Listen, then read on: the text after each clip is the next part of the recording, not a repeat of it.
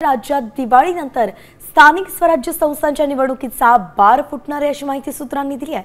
स्थानिक स्वराज्य संस्थांच्या निवडणुकीची प्रक्रिया 3 टप्प्यात पार पडण्याचे राज्य निवडणूक आयोगाचं नियोजन आहे। तर नोव्हेंबरमध्ये जिल्हा परिषद आणि पंचायत समितीच्या निवडणुका होणार असंही सूत्रांनी सांगितलंय। डिसेंबरमध्ये नगरपालिका आणि नगरपंचायतींच्या निवडणुकीचा कार्यक्रम घोषित होणार असल्याची माहिती सूत्रांनी दिली आहे आणि जानेवारीमध्ये मुंबईसह राज्यातील सर्व महानगरपालिकेच्या निवडणूक होण्याच्या शक्यता आहेत। गणेश कवळे आपले प्रतिनिधी आपल्यासोबत जोडले गेलेत। गणेश, 3 महिने लागणार आहेत या सगळ्या निवडणुका पार पाडायला, नेमकं कसं नियोजन आहे?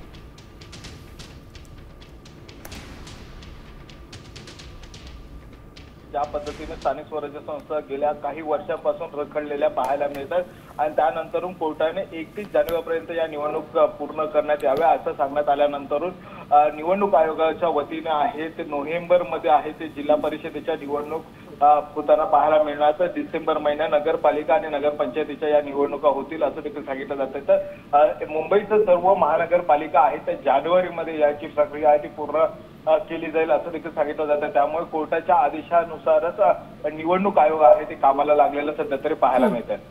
धन्यवाद गणेश, सविस्तर अपडेट पण दिली आहेत।